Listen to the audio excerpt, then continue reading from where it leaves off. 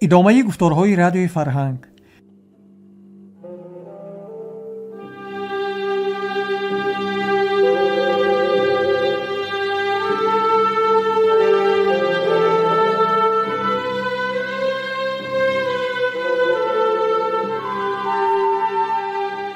شنوندگان عزیز، حالا از سلسله خوانش بدیعی داستان استاد صدرالدین عینی داخونده را شنوید. گفتار 34.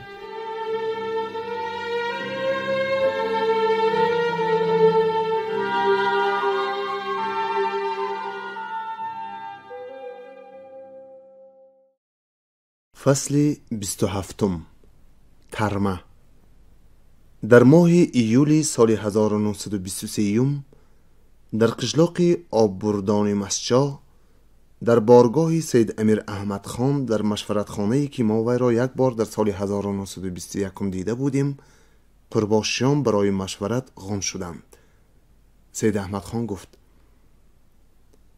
ما هرگز گمان نداشتیم که از کران سرخ در کوهستان ما راه می‌یابند. اکنون چی باید کرد؟ ملک خدا تنگ نیست. اگر در مسجد ایستادن ممکن نشود، به قراتیگین می رویم که در آنجا دولت مستقلی فضیل‌الدین غازی برقرار است. گفته خالبوته قرباشی فکر خود را معلوم کرد. اگر پای برهنگان فلغر نمی شدند، اسرار توره می گوید هیچگاه از کران سرخ در این کوهستان قدم مانده نمی توانستند. این پای برهنگان نه تنها به کران سرخ راهبری کردند، بلکه توپ‌های کوهی را هم به گردن خود برداشته به تیغه‌های کوهسار ما برآوردند. افسوس که در وقت حاکمی خود همه آنها را نکشتم. اگر این گونه روز را می‌دانستم، یک فلغری را به دنیا زنده نمی‌گذاشتم. از فلغریان نالیدن درست نی. نصرت شاه گفت: اگر سایه اسکران سرخ را به سر خود بینند، این کار را پای برهنگان مسجد هم خواهند کرد. پای برهنگان فلغری چقدر که از ما آزرده باشند، پای برهنگان مسجدی هم که ما چند سال باز تا یک روز خوراکواریشان را گرفته خورده ایم، همون قدر از ما آزردند. پس چاره اندیشیدن در کار است که بعد از ما در مسجد یک نفر هم کس نماند، وگرنه اینها هم از دنبال ما به اسکران سرخ راهبری کرده ما را دستگیر خواهند کنانید. چاره این آسان است. خالبوته گفت: اهالی را از بلشویکان ترساندن و اگر گوش نکنن زوری کردن در کار است که از ما پیشتر به قراتیگین گریزند. در این حال از کران سرخی به مسجد در آمده در این سنگستان بی آدم چند روز ایستاده پس خواهند گشت. مجلس مشورت بسیار دراز نکشید، زیرا خبری با آببردان نزدیک آمدن از کران سرخ رسیده بود. باسمچیان: بلشویکان تخم آدم را از جهان نیست می کنند. در فلغر از زن و مرد و پیر و جوان هر کسی را که به دستشان افتاده است کشتند. اگر زنده ماندن را خواهید، زودتر خود را به خاک دولت فضیل‌الدین مخدوم غازی به قراتیگین رسانید. گفته اهالی را به گریز وادار می کردند. اهالی مسجد که از کوهستان خود بیرونتر جای را ندیده بود، کی بودن بلشویکان را تنها از باسمچیان شنیده و از روی توصیف آنها بلشویکان را یک دیو 7 سر گمان کرده بودند، در گریز افتادند. یک تاجیک بیگانه: برادران، به اغوای اینها گوش ندهید و از وطن خود آواره نشوید که بلشویکان دوستداران فقیرانند.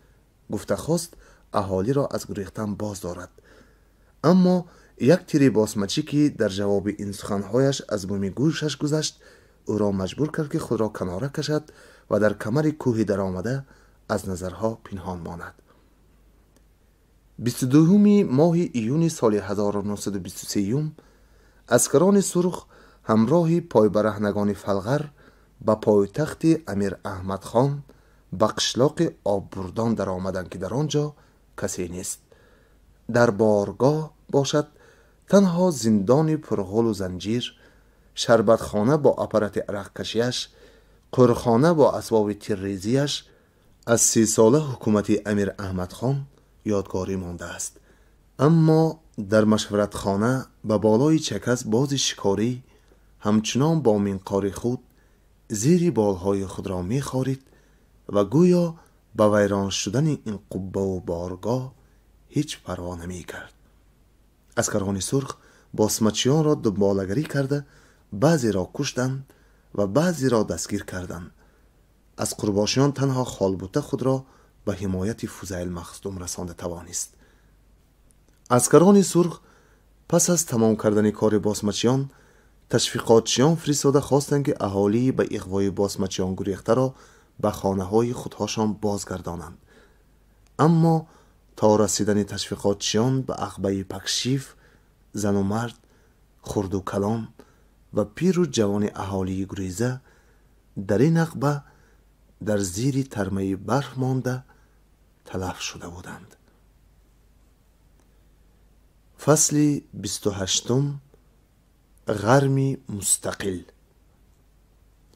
سال 1923 ولایت غرم از وجه آذوقه و دیگر چیزهای در کاری زندگی زیادتر در تنگی افتاده مانده بود. ولایتی که نیمه اهالی کارکنش با حاصل مهنت خود از فرغانه زندگانی می کرد 6 سال باز به بالای بیکاری گرفتار مانده است. دهقانان آنجا که هیچگاه همه مردمی خودش را سیر نکرده بود در 3 سال آخری در زیر پای باسمچیان تمام خراب شده رفته است. باسمچیان اینجا که پیشتر بیشترین با حاصلات آن تاراج ولایت‌های حصار و کویلاب به دست درآورده اشان زندگانی می‌کردند، 1 سال باز مجبور شدند که هر چیز خواهند از خود همین ولایت یافته خورند و پوشند. پس از آن که فوزیل مخدوم خود را مستقل شمرده از هر طرف 4-5 هزار باسمچی را جمع کرده بنای ملتق‌سازی، تیرریزی و لباس نظامی دوزی را گذاشت، باز احوال اقتصادی این ولایت مستقل تنگتر شد. طبیعی در این تنگی ها از همه بیشتر و پیشتر فقیران عذاب می کشیدند. بایان، ملایان، ایشانان و عملداران امیر باشند یا خود باسمچی بودند و یا اینکه در سایه باسمچیان صاحبان حکومت به شمار می رفتند. بنابراین آنها می توانستند که آسودگی خود را نگهداری کنند. ولایتی که در زمان آسودگی هم هنوز تماما دوره معاوضه مال و مال را اثر خود نگذرانیده بود، بعد از مستقل شدن یک باره به دوره کاغذکچگی گذشت. در عهد استقلال فوزیل مخدوم اهالی مجبور بود که هر چیزش را به بدل کاغذکچه او فروشد. در اندک وقت همه از کاغذکچه بای و از چیز گدای شدند. سبب این بود که یک قسم مردم فقیر هم از گرسنگی به قبول کردن نوکری فوزیل مخدوم مجبور شدند. سبب این بود که در وقتی به آبی گرم رفته با عسکران سرخ جنگ کردن فوزیل مخدوم در درون ولایت به مقابل او شورش و جنبش برخاست. مردم از یاری دادن به او دست کشیدند. تشویقات داخونده ها از تشویقات بای و ملاها به مردم پر اثرتر گردید. با سبب این بود که فوزیل مخدوم با همه شجاعت خود و سختی کوهستانی غرم پس از 12 روز استادگی کرده جنگیدن در آبی گرم به شکست خوردن و گریختن به قشلاق بنی سفیان مجبور شد. فصل 29 سه شادی ناگهانی. در قشلاق بنی سفیان ولایت غرم 2 لشکرگاه در 2 طرف آب ساربوغ روبروی هم افتاده بودند. در یک طرف آب قشلاق پاچی را به خود قرارگاه کرده عسکران سرخ نشسته بودند. در طرف دیگر در قشلاق قزناق منزل کرده فوزیل مخدوم تیاری میدید و به غون کردن نوکران در واقعه آبی گرم پراکنده شده خود مشغول بود. در میانه این 2 قرارگاه یگانه گذرگاه یک کپرک بود که وی را هم فوزیل مخدوم ویران کرده بود. بنابراین خود را در آن سوی آب از هجوم عسکران سرخ آسوده پنداشته خاطر جمانه حاضری میدید. 25 نفر عسکری جنگاور خود را جدا کردم که از آب گذشته از احوال دشمن خبر گرفته آرند. برای همراه کرده فرستادن به اینها چند نفر تاجیک دلاور در کار است، گفت رفیق بارینوف به رئیس کمیسیه مبارزه با باسمچی. از غیر تکلیف و تعیین رئیس کمیسیه 5 نفر تاجیک فدایی طلبگار شدند که در سر اینها داخونده می ایستاد. این گروه که همگی 30 نفر بودند از پایانتر آب در جایی که از چشم باسمچیان پنهان بود پول بسته به آن سوی ساربوغ گذشتند و برای خود شینک مناسبی ساخته به حرکت باسمچیان چشم دوخته ایستادند. بسیار دیر نگذشت باسمچیان از احوال خبر یافته به شینک هجوم آوردند. احوال حقیقتا مشکل بود. 30 نفر که تنها 25 نفر آن عسکری مشق دیده بود به هجومی تخمینا 2000 نفر باسمچی باید جواب می گفت. البته درست ساخته شدن شینک به اینها یاری داد. اینها باسمچیان را دیده نشان گرفته زده می توانستند، اما هر تیری که باسمچیان می انداختند به سنگ شینک برمی خورد. عاقبت باسمچیان کشته شدن خود را به نظر گرفته یک باره از 3 طرف به شینک هجوم آوردند. خودی فوزل و خالبوته آنها را سرداری می کردند. احوال شینک و شینکشینان تنگ شد. عسکران سرخ شینک را خالی کرده به پس نشستن مجبور شدند. اما در وقت پس نشینی هم با شکم به زمین خامیده سنگها را برای خود سپر کرده در حالتی که پشناکی می غیجیدند با باسمچیان جنگ می کردند و از باسمچیان نزدیک رسیده تیرهای پران خود را دریغ نمی داشتند. این وضعیت مثال نمایانی جنگ و گریز بود.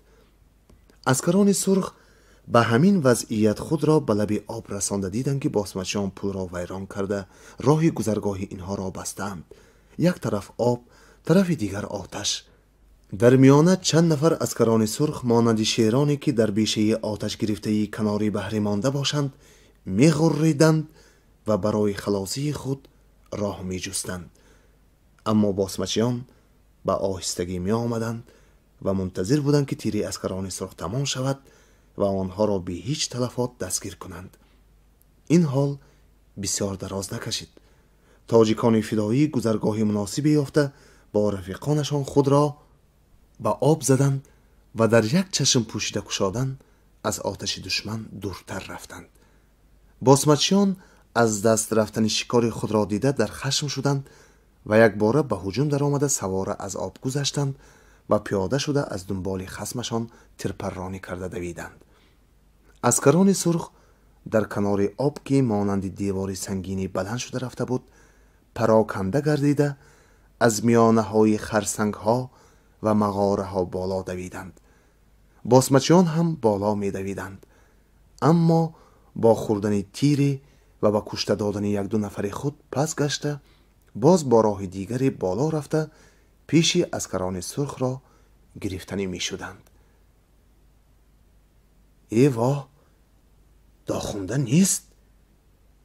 این آواز که در وقتی غن کرده از نظر گذراندن نفران خود از دهان فرماندهی گروه برآمد در 5 دقیقه در لشکرگاه پهن شد. هر کس به گم شدن داخونده افسوس می خورد. در این زد و خوردها گفت یکی از فرماندهان بسیار رفیقان ما قربان شدند. داخونده هم یک شخصی بود که در این راه فدا شد، لیکن این شخصی بود که در شخصیت و احوال روحیه عمومی کمبغلان تاجیک دیده می شد. به بالای این او یک شخصی بود که شخصیت خود را در خواهش و اراده فرقه ما، فرقه کمونیستی فدا کرده بود و بلشویک حقیقی و همه کارش بلشویکانه بود. بنابراین از میان رفتن این شخص زیادتر جای افسوس است. شخص داخونده از میان رفت، لیکن شخصیت وی در میان عامه و کمبغلان تاجیک پایدار است و این چنین فرقه ما پایدار است که هزارها این گونه شخص ها را خواهد رسانید. گفته فرماندهی دیگری رفیق خود را تسلی داد. باسمچیانی به کنار آب برآمده دیگر جای خود را از دست ندادند و تیاری هاشان هم به کمال رسید و اطراف لشکرگاه سرخ را فرا گرفتند. احوال تنگ شد، آذوقه نیست، هر طرف سنگستان و کوهستان سخت بود که اسکران را از این مهلکه عقب کشیدن هم ممکن نبود. باسمچی ساعت به ساعت هجوم خود را سخت‌تر و دایره اسکران سرخ را تنگتر می کند. در لبی آب ساربوغ دسته از اسکران سرخ که در زیر فرمان شویتسوف از سمرقند می آمد، سیاهی کسی را در پس خرسنگی دیده آنجا را نشان گرفته تیرباران کرد. اما از طرف سیاهی هیچ حرکتی نمایان نمی شد. دسته از خود گروهی را جدا کرده برای زنده دستگیر کردن آن کس فرستاد تا که از وی احوال و وضعیت را پرسیده فهمد. گروه به سیاهی نزدیک رسیده باز یک بار دیگر تیرباران کرد. سوای سوای!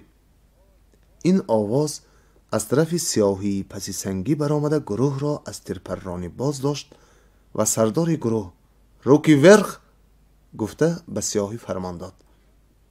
سیاهی از پس سنگ راست خیسته دستان خود را بالا برداشته ایستاد. گروه پیش آمد و او را دستگیر کرده با ملتقش که در پس سنگ ایستاده بود گرفته پیشی دسته برد. این آدم را من میشناسم. این آواز از دهان یک تاجیک فلغری فدایی که با دسته شویتسوف همراه بود برآمده همه چشمها را به طرف آن کس دوزانید. تو نبودی که؟ فلغری میگوید. در مسجد مردم را از گریختن به این طرف بازداشتنی شده تشویقات میکردی. شد که خودت در اینجا به میان باسمچیان آمدی؟ من در اصل از اینجا برای سنجیدن احوال آن طرف رفته بودم. پس از واقعی مسجد بازگشته با آبیگرم رفته با دسته خود همراه شده با فوزیل مخدوم جنگیده دوباره اینجا آمدم، گفته آن کس حال خود را بیان کرد. دسته شویتسوف از پشت باسمچیان هجوم کرده صف آنها را در رانیده گذشته به دسته بارینوف همراه شد. در قرارگاه بارینوف 3 شادی ناگهانی روی داده بود. باسمچی شکست خورده پراکنده شده است، از سمرقند یاری رسیده است و داخونده‌ای که همه او را تلف شده میپنداشت زنده و سلامت به لشکرگاه رسیده است. یعنی آن کسی که در پس سنگ پنهان شده خود را به دسته شویتسوف رسانده بود داخونده بوده است. فوزیل پس از این شکست دیگر قامت خود را راست کرده نتوانست. در قشلاق مزار تابعیات هایید یک بار دیگر به اسکران سرخ دچار شده ناچار به جنگ در آمده باشد هم اسب خود را به کشتن داده با اسب دیگری گریخت و راست در قشلاق میتینان به حوله خود رفته نقدینه خود را برداشت، یلوی استقلال را که به بام خانه‌اش برافراشته بود غلطانده با حولیش همه را در یک جا با دست خود سوخت و از راه توپچاق به طرف وخیا گریخته به لب دریای پنج رسید. نوکرانش دیدند که وی میخواهد به افغانستان گذرد، خواستند او را دستگیر کرده با دست خود به حکومت پیشکش کنند و با این وسیله عفو گناه خود را طلبند. اما فوزیل بوی پیلتر را فهمیده برای این کار فرصت نداده با برادر خود سداد و 3 آدم دیگرش شباشب عذاب گذشته به طرف افغانستان بدر رفت.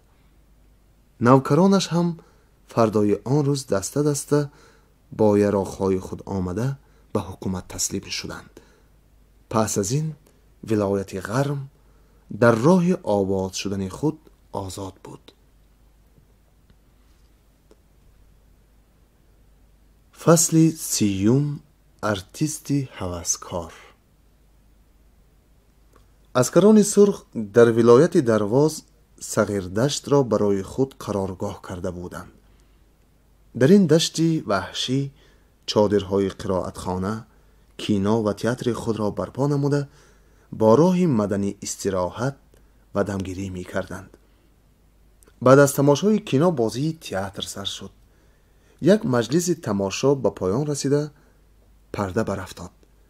چراغ طرف نشستگاه تماشابینان را روشن کرد. چشم داخونده در پشت تماشابینان محلی به زنی افتاد که به طرف خودش تیز تیز می نگرد و از چشمانش معلوم می شود که شناساست. داخونده برای فهمیدن کی بودن این زن از جای خود خسته به طرف پشت تماشابینان محلی که راست ایستاده بودند گذشت. آن زن هم که گویا که از مقصد داخونده خبردار باشد، از قطار تماشابینان جدا شده خود را به کنار کشیده جوینده خود را منتظر شد. داخونده قدمی خود را تیزتر پرتافته به زن نزدیک رسید و یک باره در حیرت افتاده: بخیر، گلنار، تو در اینجا چی کار میکنی؟ تو چی کار کرده گشتی؟ گفت زن: 1 سالی پر شد که از دوشنبه جدا شده ای، نه به دوشنبه برمیگردی و نه مرا پیش خود میخوانی. عاقبت جدایی به جان هم رسید. در پی جستجوی تو افتادم. گفتم به دشت بیدانه رفته است، آنجا رفتم. گفتم به آبی گرم رفته است، آنجا رفتم. گفتن در غرم است، آنجا رفتم. گفتن به دهیلدره رفته است، آنجا آمدم. گفتم به صغیردشت رفته است. آخر اینجا آمده تو را یافتم. من آمدم که از تو یک گپی پخته شنوم. چی باید کرد؟ انا به همین گپی من جواب ده. دیگر طاقت انتظاری نماند. باسمچیان را نیز باید کرد. حاضر غیر از همین کار دیگری به نظری من نمی نماید، گفت آخونده. باسمچیان را اسکران سرخ نیز می کنند. نیز کردن باسمچیان به تو نگاه کردن نمانده است. تو غلط می کنی گلنار. در اصل نیز کردن باسمچیان وظیفه من، وظیفه تو و وظیفه همه محنتکشان تاجیک است. اینها همان کسانی هم که پیشتر به نام عملداری، به نام بای، به نام قاضیگی و به نام حاکمی خون ما را می خوردند. امروز به لباس باسمجیگری برآمده باز میخواهند همان دور امیری، دور عملداری و دور اقصقالی را برپا کنند. باز میخواهند خون من و تو را و تمام محنتکشان را مکند. بنابراین وظیفه برهم زدن باسمچیان اول به گردن من و تو میافتد، زیرا آسایش ما در برهم خوردن همین ها است. ما باید در اطراف اسکران سرخون شویم تا که تخم باسمچی را به دست خود از جهان نیست کنیم. اگر گپ همین است، مرا هم با خود گیر و مرا هم در راه نیز کردن باسمچیان کار فرما. اگر میخواهی البته به تو هم کاریافت می شود. چرا نخواهم؟ من که عمر جوانیم در زیر قانون و قاعده های دور امیری پوسید، من که هر چیز خود را به عرف و عادت های کهنه از دست دادم. اگر در این میدانی کشمکش کهنه و نو، در این زد و خورد دور امیری و حکومتی مهنت کشی اگر از دستم آید و من کارفرما باشد و خدمتی من در این راه در کار باشد، چرا کار نکنم؟ خب من تو را کار میفرمایم. در کجا، چگونه و با چه قوت بودن دلاور شاه و غیرت شاه دروازه را فهمیدنمان در کار است. اگر برای این کار مرد را فرستانیم البته طلب خواهد شد، زیرا باسمچیان در وقتهای آخر از هر کس در شبهه افتاده بی پرسش کشته ایستادند. اما باید در زنها آنقدر شبهه نداشته باشند. بنابراین من گمان میکنم که این کار را تو کرده میتوانی. البته میتوانم. با سفید شدن روز به طرف قلعه خم روانه میشوم، گفت گلنار. زنگی سر شدن بازی تئاتر زده شد. داخونده خواست که به تماشا رود. گلنار او را بازداشته گفت: به دل من یک تدبیر آمد. چه تدبیر؟ من امشب در اینجا یک کار غلطی را دیدم. وقتی که بازیگران برای بازی تئاتر تیار می شدند، در قطار آنها یک زن چرکنی میان سال با چادر در آمده به صورت یک دختر خوشروی 18 ساله شده برآمد. اگر می توانی مرا هم به صورت یک دختر 18 ساله در آورده به راه انداز. هنوز تو، داخونده خنده کنان گفت، به چشم من از هر گونه دختر 18 ساله خوشرویتر و زیباتری. این ساختکاری ها چی لازم است؟ به نظر تو احتمال همین تو، اما به نظر باسمچیان از من تا دختر 18 ساله فرق بسیار است و با این تدبیر به مقصد زودتر میرسم. در آن حال مبادا به تو ضرری رسانند. برای ناآمدی کار به من یک خنجر یافته دهی کفایه است. مگر میخواهی که در ناآمدی کار به سینه خود خنجر زنی؟ نه، خدا نکند. با آن سینه‌ای که در وی محبت تو جایگیر شده است هیچگاه من با دست خود خنجر نخواهم زد. اگر این کار را روا می دانستم که ها من تلف می شدم. خنجر برای آن است که در ناآمدی کار با وی خود را نگهداری کنم. اگر راست آید آن را به سینه دشمنان تو، دشمنان خودم و دشمنان بیچارگان تاجیک زنم. بسیار خوب، گفت آخونده. به این تکلیف گلنار راضی شد. هر دو از بهر تماشای تئاتر در گذشته در پشت صحنه به چادری سرتراشی در آمدند. فصل 31. دختر ملا چارتاری یا شاه صنم. از طرف صغیر دشت به طرف قلعه خم نگاه کرده یک سوار اسب می‌دوانید. وقتی که به قلعه خم نزدیک رسیده آمد، از جوجه‌ای که از وی چشمه روان شده می آمد اسب خود را آب دادنی شده از راه باز ایستاد. در وقت آب خورده ایستادن اسب به گوش سوار از طرف چشمساری که اطرافش را سبزه و سیبرگه و لاله های کوهی فرا گرفته بودند ناله حزینانه کسی را شنید که با نغمه تار غزل خوانی می کرد. در کوه و در دشت لاله رسیده، در باغ و در کیشت سبزه دمیده. بینگر به هر جا جز خاطری ما، بادی مرادی شادی وزیده. ای باد خوشبوی از وی خبر گوی، آیا نگارم آید دویده. از دیده و دل بی تو چی حاصل، ای قوت دل ای نور دیده. دلی سوار با شنیدن این اشعار آبدار بیقرار شده سر اسب خود را به طرف چشمسار گردانده رفت و دید که یک دختری تخمینا 18 ساله‌ای صاحب جمال چارتار را نواخته غزل خوانی می کند. گویا که از آمدن این سوار خبری ندارد، چشم خود را پوشیده تار می نوازد. کیستی و در اینجا چی کار می کنی؟ این پرسشی سوار دختری از خود رفته را به حال خود باز آورد و چارتار خود را به زمین نهاده. غریبی شغنانیم، گفت. با پدر خود هر دو به نیتی رسیدن با بارگاه شاه بچگان درواز به این سرزمین گذشته بودیم. پدرم در راه وفات کرد و من تنها مانده راه را گم کردم. چند گاهی است که کوه به کوه، دشت به دشت ناله کنان می گردم. نامت چیست و پدرت چی نام داشت؟ نام من شاه صنم است. اگرچه نام اصلی پدرم شاه گل باشد هم به سبب تارنوازیش او را مردم ملا چارتاری می گفتند و با این لقب شهرت یافته بود. بسیار خوب، گفت سوار. بیا با پشت من سوار شو، به بارگاه شاه بچگانت می رسانم.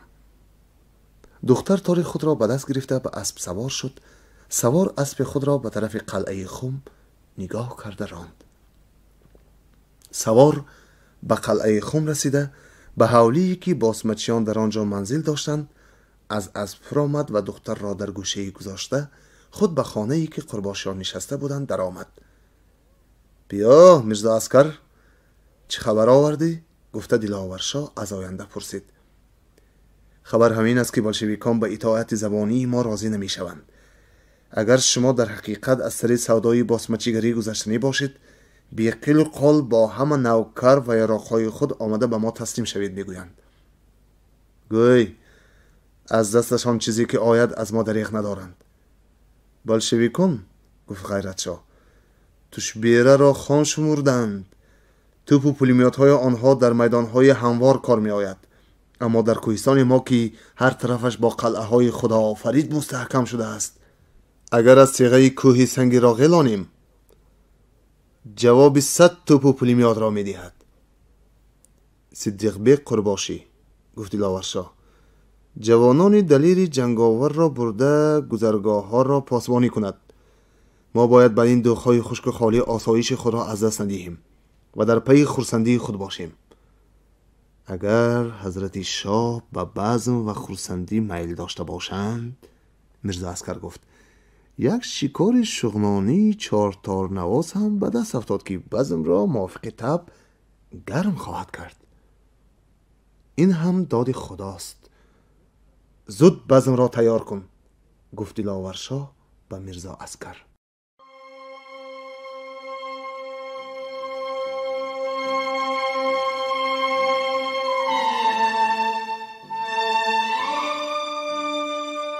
شما گفتار 34 را از سلسله خوانش بدیعی از داستان استاد صدرالدین عینی داخوانده شنیدید.